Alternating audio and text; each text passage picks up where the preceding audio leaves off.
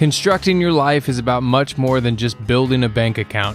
Each week, join real estate entrepreneur and mindset coach Austin Linney as he interviews guests who are constructing their dream lives and impacting the world around them on a daily basis. If you're an entrepreneur or wanting to start a business, or you just want to hear motivating stories of how others have overcome the odds, you are in the right place. And now for your host, Austin Linney.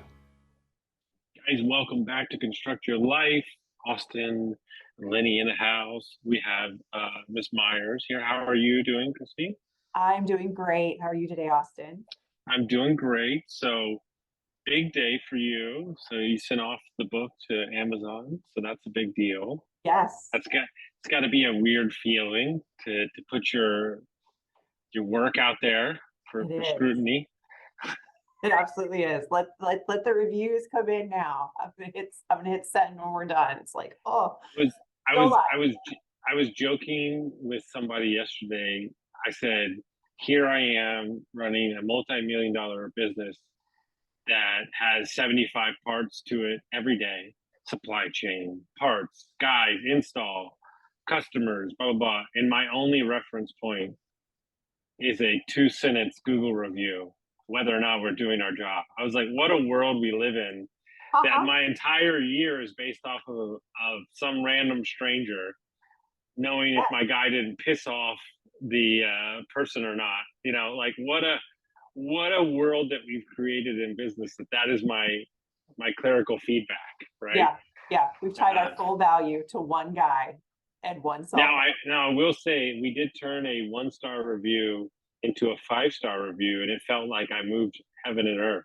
Oh, you absolutely did. Yeah. Not only that, we came in $5,000 cheaper than our competitor, so it was like a win-win, like all around. So, you know, it's just those are the things like people don't. I tell my team all the time. You know, good news doesn't travel far; bad news travels fast and quick. Absolutely. So, I want to give everybody a little context about who you are, what you do. So, I'll let you kind of take it away. Yeah, so Chrissy Myers, 2 big companies that I work with right now that are mine, AUI and Clarity HR. So AUI is health insurance benefits for individuals and small businesses. And then Clarity HR is small business fractional human resources for companies that do not have, cannot afford, or do not want a full-time HR person in their organization. Okay. So, and then what are the 16 other things that you do as well too? 16 other, all the other things. So I am co-captain of Team Awesome Sauce. That's what we call our family. So Steve, my husband, and I are co-captains. Maddie and Caleb, 15 and 11.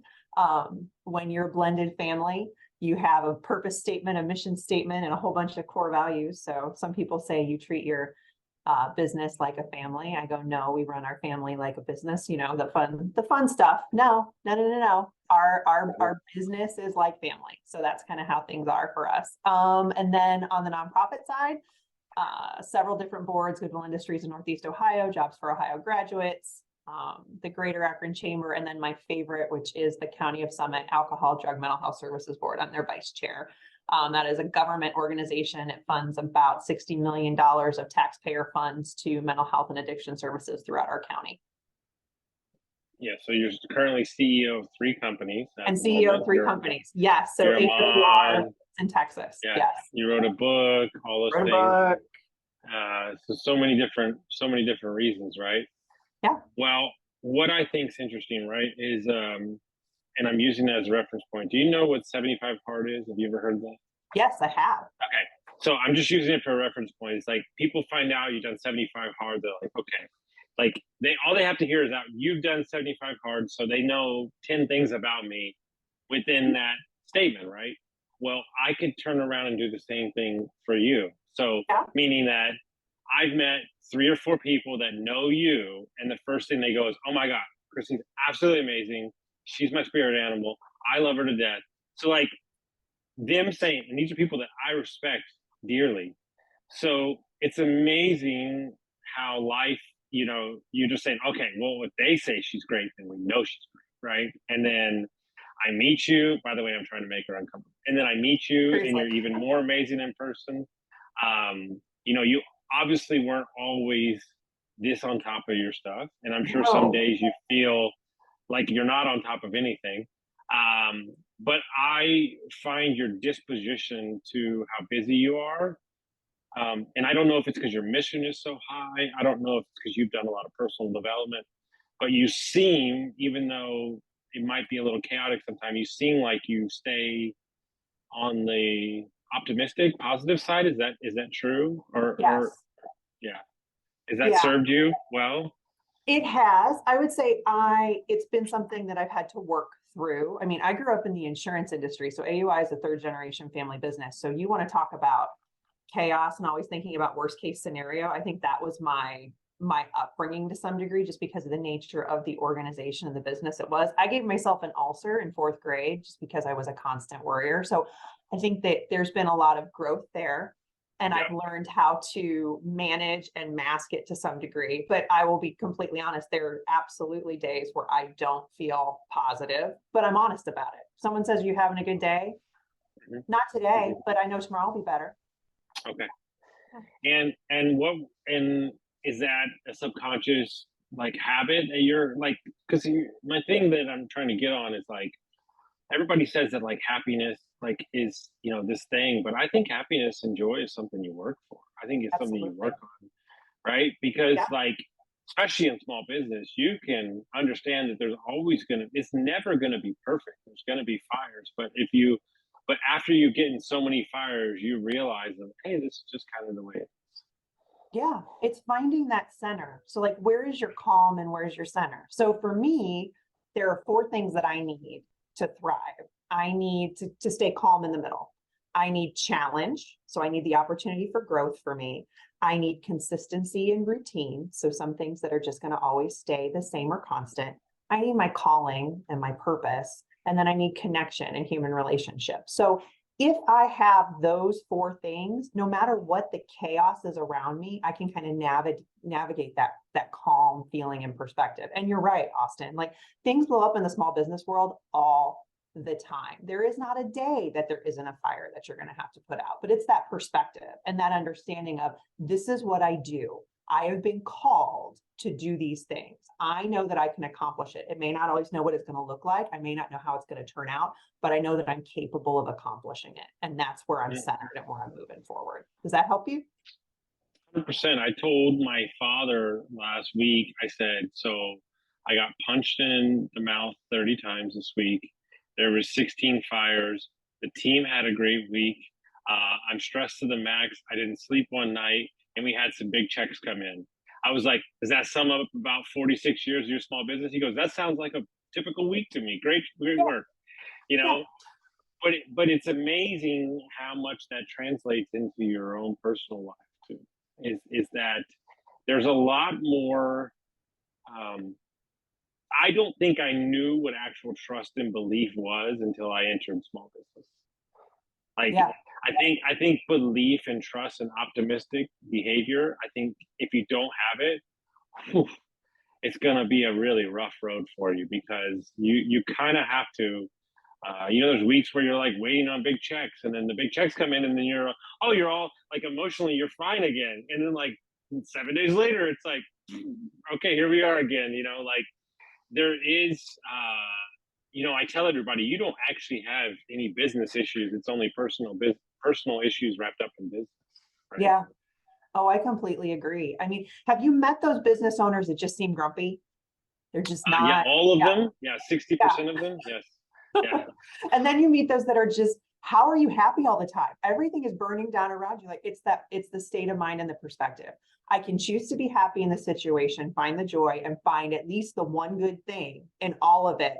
Or I can be miserable and just make everyone around me miserable and live a miserable life. So, I mean, in that situation, that perspective, I'm always going to choose happy. It doesn't mean that I'm going to have the outcome that I want, but I get to choose how I respond to it. And sometimes the only thing that I have as a small business owner is the ability for me to choose how I want to react to it. Because some of these things are going to happen. You're going to lose customers, you're going to gain customers. Checks are going to come in, checks are going to be late. Eventually in your life, if you've been in business long enough, you're going to deal with a lawsuit. You're going to deal with an employee situation. And Mhm. the best thing that you can do for yourself is to build your emotional intelligence skills and build your resiliency skills so that you're able to handle those things. And then you don't necessarily take them home to your family. So, and that's where I want to move now. Like yeah. your husband does the commercial real estate side, you help him with that. He's focused on that. You've got your 3 jobs, you got the book you're writing, you got all these things. Like, anybody that's listening out there is going, I don't know how she does it all. I've asked you this question. We've talked about a lot of different things around it. Mhm. How do you, because you work from home a lot, how do you separate work from home? So it's a combination of a few things. I mean, part of it is creating a structure and a system for yourself that you can live in and thrive in. So for me, I am a very early riser. And I know that if I want to be present for my family, I need some quiet time by myself. I need a little bit of quiet time to get organized in the morning, get a couple of things done, and then I can be present mom while kids are getting ready for school, everybody's moving in that direction, and then I can set off in my day. So I mean, that's part of it, is structure. The other part is creating those parameters around the family, which is, when do we turn on and when do we turn off? Now, the small business dirty secret is that you never really turn off, but it's, when will I intentionally say, I'm not going to look at my business right now. We're not going to have a conversation about the business. We're going to just be family. And the other part is that it's building that self-care skill. So one thing I talk about in the book is that there are 2 things that every small business owner needs. The first is building their resiliency skills. So interpersonal effectiveness, emotional intelligence, distress tolerance, and then finding that what else, which for me is serving in the nonprofit community. That what else that drives your business beyond people, beyond profit. Because let's be honest, Austin, if we just wanted to make money, we'd have jobs. We wouldn't have businesses. Oh, I'd be a killer. Dude, I dream of this magical world where I was just this like mercenary sales guy making $500,000 a year, working 4 days a week, and just turning it off at 4 o'clock, like, and not ever thinking about it again. But you talked about something that's so important. 9 times out of 10, when I meet my clients, I call it a circle of life. Like, these are the aspects that make up you as a whole. And the problem is that we're only focusing on the areas we make money instead of being fulfilled. Perfect example. I had a client, a very high earner. He said, my favorite thing to do is play golf. I said, when's the last time you played golf? He goes, 3 years ago. I said, bullshit. I said, take 2 days off, go play. He played, his whole life changed. Now he plays once or twice a week. And it's like, you can still make $5 million a year and do things that make you happy. And there are a lot of things that I do that don't scale, but they make me happy and they fill me up to show up in other aspects of life. Yeah. But a lot of people don't put weight on them because they're so focused. We have created this culture with small businesses and Instagram and everything like this. We feel like it needs to be 24/7. And everything must be revenue producing. Everything has to be revenue producing. Yeah, it's like, what the fuck are we talking about? Exactly. How about life giving? Let's talk about what the revenue is to your life engine as opposed to what it just is in making money. We call it ROL, return on life. Nice. I like that. Yeah, because it's the truth, right? Because I wrote about this the other day. I think that what we've created with society and the social media networks is everything is short term. Everything is short term. Look, I got a client going through something right now. I said, look, does it matter in 5 years? She goes, no, not a fucking thing. Okay, then what the fuck are we doing? Move on. Like, it doesn't matter. It doesn't matter. It doesn't matter. Younger client. Hey, I'm going to jump around to this other job. I said, that's great. I said, but let's talk about what we really need out of this thing. You need a job that makes you money, that doesn't bother you while you're trying to figure out you're building business. Yeah. I said, so take something that's going to ask this much out of you, give them what they need, you making money, and then you can go do that. I said, you're 27. And I said, you've removed your ego from your dollar amount that you need to make because it doesn't matter. And I said, so let's do something that's going to serve you. So in 30, you can retire and just own your own business. Yes. I said, none of your friends are thinking like this. None of them. So, no, they're trying to get to the highest platform so they can signal that they've made it when that means nothing. Because I said, dude, you're 27. I said, bro, you got 70 more years. I said, what do you want? Well, I'm going to start this wholesaling business. I'm going to do this. And I go, yeah, that's great. But that is such short-term anxiety and the flows. I said, do you really want that? He goes, no, I don't think I really want that. But But that's not the decision we make, because the decision we make is, well, I need this money. I said, what do you need the money for? Well, no, I'm actually pretty good right now. Okay, well, then you don't need the money. So, but the money is what we strive to, instead of understanding like what we want in our life to like pull trigger. There's like 4 things, like that's it that I'll do right now. That's it. And those 4 things really only revolve around the people I get to do those 4 things. Mm-hmm. Not the money. No. I'm not gonna see a lot of this money for 5 to 7 years. I don't care. Yeah, we're farming right now, planting a ton of seeds. There's Mhm. not, it's not harvest time, it's planting time. And I think that's where a lot of individuals on the small business side, the side hustle side, get hung up. They forget that there is a serious time investment in kind of what it takes to grow things long term. And they see the success, but they forget, what you're looking at right now with where I am is 20 years of career. It is 10 years of really digging in and leadership. It's 5 years of hard business ownership after a 5-year family business transition and a startup. So, I mean, I think that's the other piece of it, Austin, is that it's so easy to discount time on the social media side. Somebody reads a Facebook post, somebody sees a LinkedIn article, and they're like, oh, they just got it all figured out. And it's like, no, this is what figuring it out looked like through 15 years of really hard work and slogging through the mud and doing all of these things to build my emotional intelligence skills, to build my business acumen, to build relationships that just now are starting to pay off. But that's a 10-year investment in some of these relationships that are finally starting to have a return. I think you've got that perspective as you're designing your life. You've got to plan your life. Mandy McAllister says this, we plan your life in decades and you live your life in moments. And I think that it is so important to really think about that. And also seeing that people see your life in moments, but they don't realize how you've planned your life in decades. No, Jay-Z talks about all the time. He said, all y'all here are trying to emulate my success instead of the process. Yeah. He said, you didn't see what happened. He said, you're seeing it afterwards. So you're trying to be this, but you don't have the steps to get to this. Yes. And the thing is that I've just made peace that I'll never arrive anywhere. There's not a point in life. This is when I was, back still drinking and really like started getting a person development. I had a guy that I really respect, and we go through this long coaching, like a couple months, and like the last thing he said to me was like, he's like, Austin, you'll never be as happy as you need to be if you realize there's nowhere to get. He said, the moment that you realize there's no stopping point, there's no end point, it's all progression. He's like, until you can kind of center around that, he's like, it'll never be what you need it to be. Oh, I love that. It's the truth, right? Because I think I told you when we met up, like I only want to run races I can't win, because that's the way my mind works. So I only will climb mountains that don't have a top. Yeah. Like, because I need to be evergreen challenged. I need to be challenged till the day I die. So the way to do that is to marry a woman like I'm married. Because you'll never win.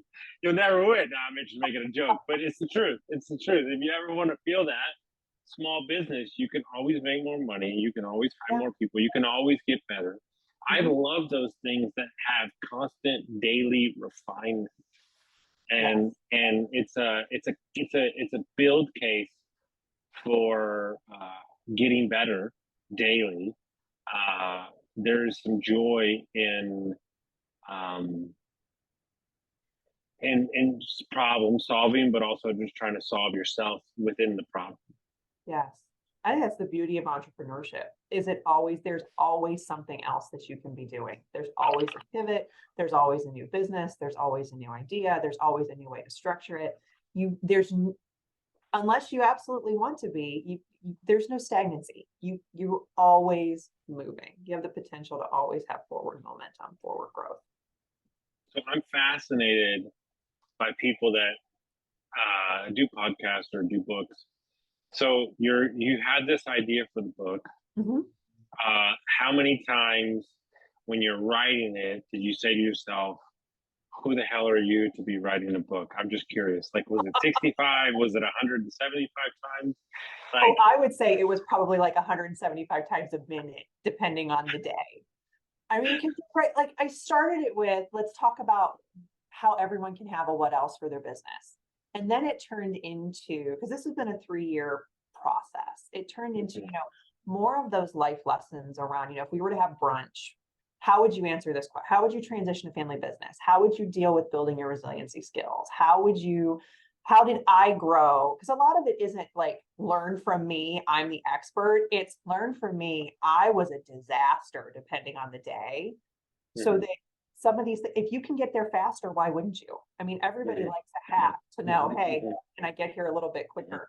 But to answer your question, constantly. And there are still times, Austin, where I'm like, I'm getting ready to put together marketing content and put together some things on LinkedIn and post. I'm like, who are you that you think anybody cares what you have to think? And it's like, you know what? I'm just going to be brave and I'm going to try. And if somebody doesn't like it, then they don't like it. But I also know there are people that can benefit and can be inspired. And hopefully I get the potential to learn from more people, because that's part of the entrepreneurial community and the small business community, is that it can be so helpful to one another to be able to reach out and say, hey, I've got this issue. And somebody says, oh, I've dealt with that. Here's what I did. You're not necessarily telling me what to do, but you're at least sharing your story and enabling me to figure out, what is the right answer for our organization or for me personally. I love collaborative learning and opportunity around that. I remember one of my favorite stories of all time. There's this dude who's he is a savage, like sales. This guy has no website. He makes so much damn money from putting on groups and marketing and sales. He's the man, right? Mm-hmm. So my buddy told me that him and his wife own a business online, and there was 10 couples that they paid $5,000 for the weekend at a crazy place in Montana. They went to the meeting. He stood up in the room. He talked for 5 minutes, and he said this one question. He said, what is something that this group can help each other with in their business? He never said another word the rest of the 2-day retreat. The people that were there fixed each other's businesses for them. Yes. And I think it's such an amazing viewpoint to say that you're paying for the expert, but it's, like Grant Cardone talks about, you think you're paying to come see the people on stage, you're paying to sit next to the person next to you. Yeah. The power of collective intelligence and the willingness to share it. I think that's where I think society is starting to change, especially in the small business community, is we're breaking down those silos and being far more collaborative around how we feel as business owners, not the acumen of what we do, like the finance part, the hiring part, the operations part. Fine. That's like a million business books, but really how do you manage your energy? How do you maintain your relationship with family? I think that is where we're starting to move in small business ownership and really starting to talk about the dynamics that keep the small business owner healthy. Because here's the secret, Austin, if we keep small business owners engaged in their businesses, if they love the life that they're living, they're naturally going to radiate that to their employees, to their business, to their community. And small business changes the world by being willing to just talk to each other about how they can thrive together. Mm-hmm. So true. And I think one of the things I'd like to hit on is like, I see this every day. I'm in talks right now as it sits. 27-year plumbing company. Kids are off in college. They want nothing to do with the plumbing company. Nothing to do with the plumbing company. So the dad's like, well, I don't know what to do with it. So they want to sell, but he's not ready to sell. So it's going to be 3 years, but he wants some help right now. And so, you took over a family business. I think it's a very important conversation. There's so many dynamics. I was never going to be a dentist. God bless my dad. So good luck with that. But 9 years of school, no, I don't think so. So that I knew that wasn't a thing for me. But navigating the emotional waters of buying a family business, how does one go about that in the first place? Because there's so much history there.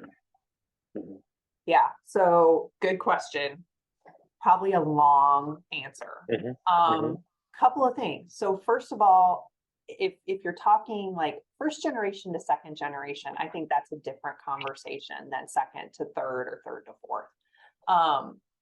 But the first is, primary business owner, first generation, is this an entity that you absolutely want to pass down? If it is, I think that's some cultivation that you have to start doing early on. Because if you have an unhealthy relationship with your family because of that business, no child is going to want to buy it or work in it with you. So that's the first part, is if you want to have a family business that stands the test of generational time, unless it's ridiculously wealthy and everybody just wants it for the money, which newsflash, most people don't. They want it for the relationship first. Build a relationship with your kids, with whoever you want to transition to, and make sure that it's a healthy business where everybody would want to be, because it can't be a space where there's a lot of stress and frustration and anger around, you spend so much time in this business, but you don't spend any time with me. Because it's almost like you're asking that second generation to purchase the child that they grew to hate because it was the third kid in a relationship, or there's one kid in the relationship and this is the other kid. The business is another baby. So there's that piece of it. If it is a healthy business, if you do have healthy relationships in the family, what I will tell you is that anybody who thinks that a family business transition is going to be easy is most likely lying to themselves. There are going to be times where it's uncomfortable because you're talking about a lot of different things. One of which is, are you going to die here? Or do you want to transition to the beach? So you've got to have that conversation first. And that was one that happened in our organization. And it wasn't uncomfortable. It was just assumed. My dad was not going to leave the organization. He was going to die in the seat, and he did. My mom wanted to transition, but after he passed away, we had to deal with grief of me losing a dad, her losing a husband, and then trying to figure out what we were going to have within this organization and try to transition. Because initially, if my dad was alive, the thought was eventually the business would transition to me and I would not have to buy it because they were both going to die in the seat. However, with my mom, it was, oh no, you're going to have to buy it. So there was that piece of transition around the understanding of what we needed to do. And there's some things that we did well. And there's some things that we did not do well. We had screaming in the driveway of, you're going to sell me the business or I'm going to quit. I mean, it wasn't pretty. We did go to therapy, the two of us, because we had to learn how to talk to each other. So that was part of the transition to be successful. And when she said we're going to go to therapy, I was so mad at her. I went to therapy so that I could deal with going to therapy with her. So it's been beneficial to me. I'm still in therapy now. I love it. But it was that learning how to talk to one another, because there was, Mom, we had a really good relationship. Yeah. And then we had to deal with this business piece. And then I had to transition and deal with, I have a brother that has never really done anything in this organization, but for a long time, he was treated very similarly. So we had to work through some of that. What do terms look like? And here's the other part, Austin. I've been in this organization for over 20 years. There was a period of time where I was not CEO, but I was responsible for a significant amount of growth. I doubled this organization in size and then had to pay twice as much for it because I grew it. I think there's some lessons to be learned there around negotiation and transition, especially as you're going to be that second in command, or you're learning how to drive the car without necessarily owning the keys to the car. There's got to be some conversation around how much am I going to pay for growth? Because I mean, and our situation is, it's not unique. There's a lot of second generation, third generation who come in, pivot the business in a different direction, take it and grow it exponentially, and then are like, oh wait, I'm responsible for paying for your retirement because I'm going to buy the business. How do we transition over time so it's beneficial for both of us? Yeah, and I think that's one of the things we keep running into, is that they're not per se ready to go now. No. But they want to talk about it and they want help because they're tired of doing certain aspects. So one of the things we're playing around with, and each situation is unique, is like, let's get the business valued today. Yes. And then whatever we create with you over the next 2 years, over that, we take 50%, you take 50%. That way we at least have something tangible. Yes. Because we're selling off market businesses. And some of these guys aren't ready to go. We're like, we can get you 10 million now, or if you work with us for 3 years, we can get you 18 million. Give Yeah. us 4, you take 4, boom. And I think that's really the only way to do it, is to understand you can't. One of the greatest pieces of advice I ever got in my entire life, I used to work for a billionaire in San Antonio. His wife's family owned Pace Picante sauce. They sold it. This guy was so smart, so chill. He sold them the business for 4.3 billion, and they were only allowed to use his tomato fields to make their sauce. So not only did he said, yes, right? He said, Austin, so he bought 26 acres in San Antonio, which is called the Pearl, which was the worst area of San Antonio. Now it's the most popular area in Texas. 13 hotels and food halls. He said the dumbest thing he did was to not buy every single building around him, because he bought into his own value that he created. Yeah. Because all that stuff was dirt cheap. He said, I should have just bought it, because now I had to pay 100 times more, 500% more, because I spent, a couple billion to develop this area. He goes, that was the dumbest thing I ever did. And it's the truth in life is that be careful with the things around you. Go ahead and own them. Like, there's an internal battle that you can, if you want to get weird on Twitter, and like people have very firm stances on this. You don't want to own the real estate of the business that you own. You just want to rent it, right? So you have more flexibility. Me personally, I don't want anybody to have control over me and what I can do. I want the real estate. I want the business.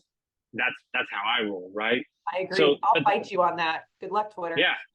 Yeah, but that's just me, right? And so, and just because I don't want anybody chirping in my ear, I don't want to change. So you have to understand how you operate as a person, but then you also have to sit in your parents' seat or the seller's seat, and you have to understand that this is their baby. What's the emotion behind this thing, right?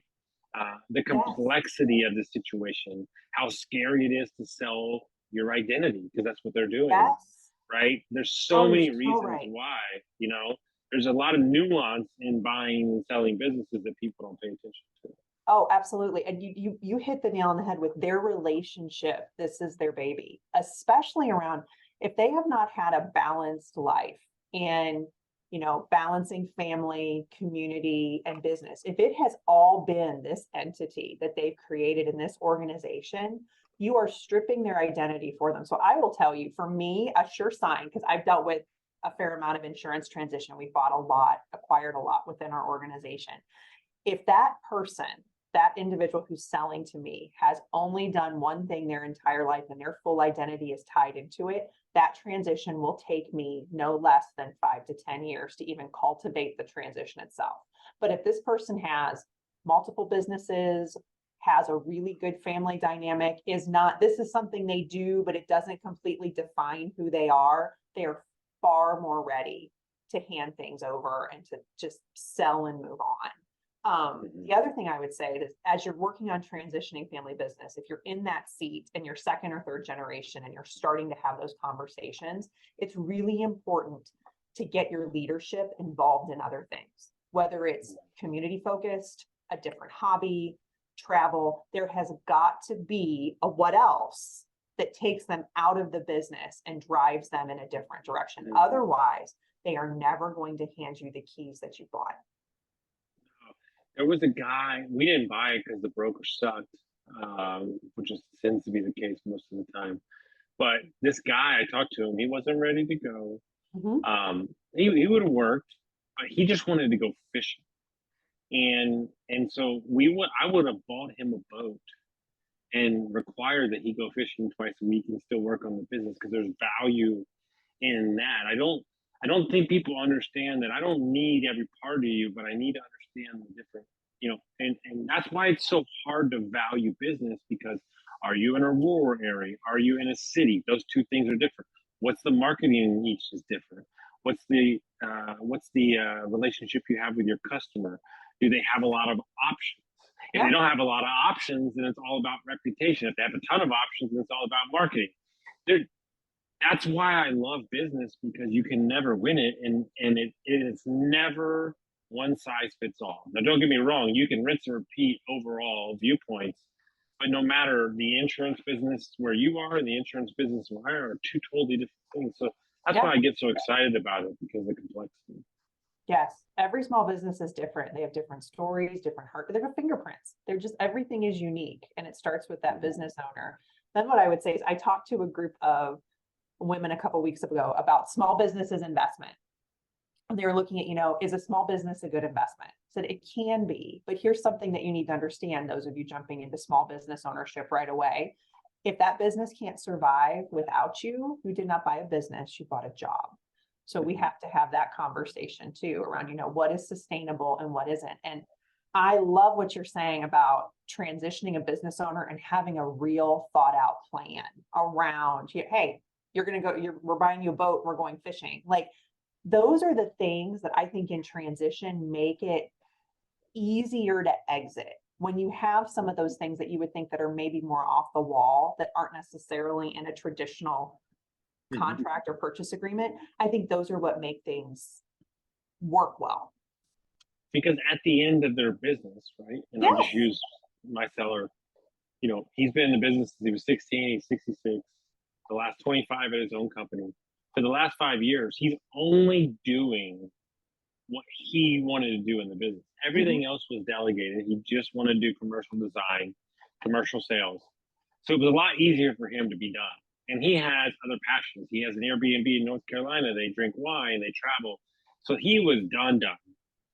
But a lot of these people, and I'm not trying to be morbid, but if you took away their job, they're not going to be around long. Correct. Their Right? identity is tied to that entity and that entity alone. And I think those are important. Yep. And so for you to not pay attention to that and realize that they're scared shitless, Yes. you got to take that into account. It's got to be soft transition. Well, and if you can navigate the emotions around that opportunity, I think that's where the real value in small business acquisition is. It's not in buying a business that's been held by private equity to another private equity. I mean, those are great as far as just cash flow. But if you're talking about the opportunity to really grow an asset, a lot of times these small businesses that are generationally owned, they are sustaining, but they're not necessarily peak performing, because you've gotten to that point where, this is comfortable. I'm happy with what it does. I'm happy that it's growing at a modest rate, but we don't have to have exponential growth right now, because I'm happy with where I am. I'm satisfied.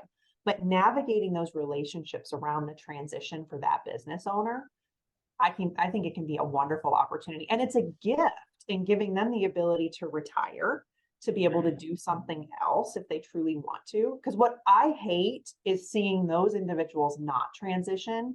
The business, that owner passes away, and then you're dealing with family trying to transition that business where they don't understand it. And that's where I think those businesses can really, there's an opportunity for predatory investing, but at the same time, that's where I think the damage happens, because those employees can get hurt. Market share can drop dramatically because it was tied to this business owner. And then while the family's trying to transition in that estate moment, I think that's where a business can really get harmed. So if you can catch that business owner at the right time to transition and really guide them through the process and managing the emotion piece of it and giving them a project and a process to follow, I think that it can be extremely beneficial, especially for that. No, if you're looking to sell your business, you got to think it's a 3-year process. Yes, at least. And that's on the minimum. Yeah. Yes. So, that's when you got your crap together. The book that changed my life was Built to Sell. It's just one of those things where it teaches you, you always be building a business ready to sell, just because you're going to build it better, right? So, yeah. So if people want to find out your book, they want to track you down, how would they do that? So the book's called Reluctantly Resilient. It's on Amazon. And then if you want to track us down on HR, it's clarityhr.com. And then insurance is auiinfo.com.